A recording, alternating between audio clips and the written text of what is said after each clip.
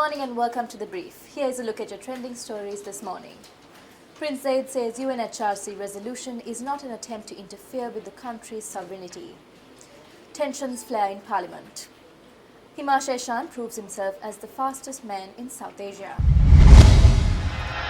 Concluding his official visit to Sri Lanka, the UN High Commissioner for Human Rights, Prince Zayed Rad Al Hussein, convened a media briefing in Colombo last evening. There are many myths and misconceptions about the resolution and what it means for Sri Lanka. It is not a gratuitous attempt to interfere with or undermine the country's sovereignty or independence. It is not some quasi-colonial act by some nebulous foreign power. The acceptance of the resolution was a moment of strength, not weakness, by Sri Lanka. The world wants Sri Lanka to be a success story. For a country to be stable, to be a success, it needs to have a strong, impartial, and credible justice system. Sri Lanka has many excellent judges, lawyers, and law enforcement officials. But over the years, the system they depended on, and which depends on them, became highly politicized, unbalanced, unreliable. It is for these reasons that the report and the Human Rights Council resolution suggest international participation in the accountability mechanisms set up to deal with international crimes and gross human rights violations committed by individuals on both sides. Only a year ago, large numbers of Sri Lankans voted for change, for reconciliation, for truth, for justice. It would be a great shame if a minority of extreme voices on both sides who are bent on disruption are allowed or were allowed to prevail by creating fear where there should have been hope. Sri Lanka needs a serious debate about these very serious issues on which its future depends. For the complete speech delivered by the UN Human Rights High Commissioner, click the link below. In other local news, tensions flared in Parliament yesterday when a group of opposition MPs requested that the joint opposition be considered an independent group. A group led by Honourable Dinesh Gunawardena pointed out the need to accept the joint opposition as an independent opposition group and the need to grant certain rights to us. When time is allocated at present, not enough time is given to the joint opposition. We do not receive certain rights. We have submitted a signed document and informed you to recognise us as an independent group. But you have been dragging this on for 6 months. We are the true opposition.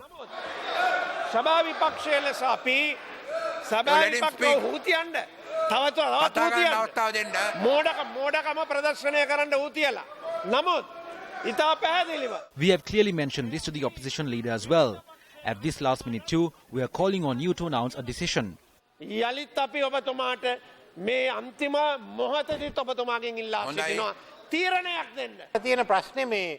problem here is that in this parliament, we do not know whether it is the opposition or the joint opposition.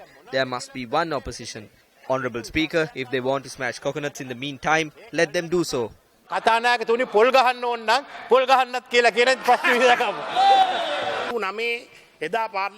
Following the impeachment motion in 1989, the group of UMP MPs including Lalit Atulat Mudali was accepted by the parliament as a separate group within the opposition. You are aware of this. Minister Gamini Dissanayake and the others were not accepted as a separate group. But since he, Lalit Atulat Mudali, Premachandra, Veera Mantri and others were removed from the party, separate time was allocated for them. We said that time could not be allocated from the party. I do not know if this situation has arisen here. I am not the one who said it. It was the MP who said it. 90% of them attend meetings of the Sri Lanka Freedom Party. Don't you attend when the president convenes meetings? If we need to meet the president, then we will meet him as the head of state. If it is a question of the party you were elected from, and if, as the Prime Minister says, you must leave if you are evicted from the party, then that is a separate question. We accept that. But if we have not been evicted from the party and are functioning here as MPs, then we are doing it with the people's vote. I must obtain the views of another 175 MPs. I cannot make singular decisions. I cannot act as a dictator. In the allocation of time today, 40 minutes were allocated for the UPFA. You were given 41 minutes and names of speakers were not submitted. There can be groups within a party, but there cannot be several parties within a group. I cannot be a party to the sin of destroying the alliance. Kindly resolve this among yourselves and then inform us. Amid disruptions in the House of Legislation yesterday, the bill proposing to increase female representation in local government bodies by 25% was adopted.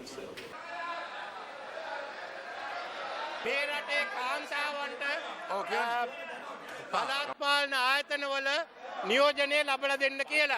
Bandaranaike මැතිණි විරුද්ධව කෑ ගහනවා. බණ්ඩාරනායක මැතිණියත් එයි බණ්ඩාරනායක මැතිණිය බලින්නේ.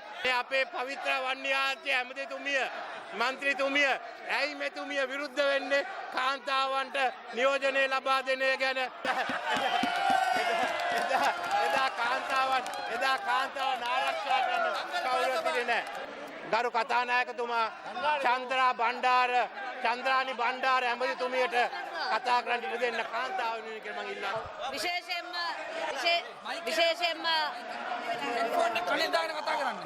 මම ස්තුතිවන්ත වෙනවා අද දවසේ මෙවැනි ක්‍රමයක් තුල විශේෂයෙන් මම මතක් කරන්න ඕනේ අපේ කාන්තා නියෝජනය වැඩි කරන්න මේ තියෙන දේශපාලන ක්‍රමය තුල අපිට අසීරුතාවයක් අපි දකිනවා. ඒ නිසා තමයි අපි මෙවැනි ක්‍රමයක් විශේෂයෙන්ම අපි ඉදිරිපත් කරලා තියෙන්නේ. අද දින පාර්ලිමේන්තුවේ 5%කටත් අඩු ප්‍රමාණයක් තමයි අපේ නියෝජනයේ තියෙන්නේ.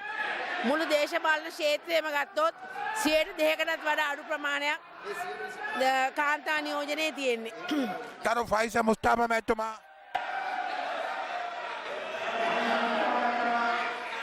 stop this. You all will oppose, support this bill and will move to be very progressive. Thank you, Speaker.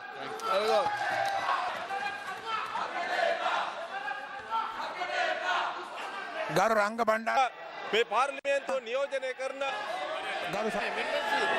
මම දෙවනි වර කීවේම පාර්ලිමේන්තුවට ඉදිරිපත් කරනවා. යෝ තල්ලු ස්ටාර්ට් නේද? පළවෙනි වගන්තිය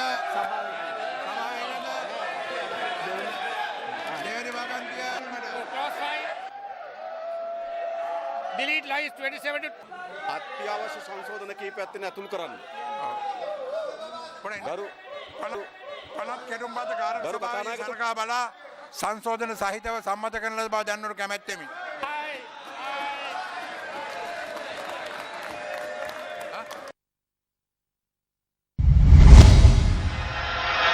Himasha Eshan and Rumeshika Ratnayaka cemented their positions as the fastest man and fastest woman at the 12th South Asian Games yesterday, winning gold in the men's and women's 100-meter sprint events respectively. In the first round of the 100 meters event, Himasha Eshan set a new South Asian and Sri Lankan record. At the end of day 5 of the South Asian Games, India are leading the medals table with 76 gold medals and 122 medals in total.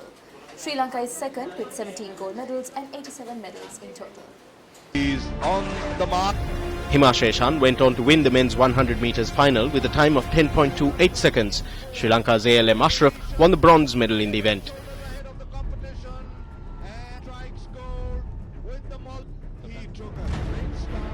Rumeshika Ratnayaka also won gold for Sri Lanka in the women's 100 meters with a time of 11.71 seconds. Shavani Nanda responds. The Sri Lankan Ratnayake comes back at them and Ratnayake bips. On day 5 of the South Asian Games, Sri Lanka's Jeevan Jayasinghe won gold for his country in the men's cycling road race. Star swimmer Kimiko Rahim won gold in the women's 50 meters backstroke, her 4th gold medal at the 12th South Asian Games. Kaila Besinghe won the bronze medal in the men's 400 meters freestyle event with a time of 4 minutes 11.07 seconds. Weightlifter Saman Abewikrama won the bronze medal today in the men's over 105 kg weight category. Meanwhile, in the women's volleyball final, the Sri Lankan women were defeated by India and had to settle for silver. That's a wrap of the brief for today. For the News First team, I'm Aisha Rapinto, reminding you to stay briefed.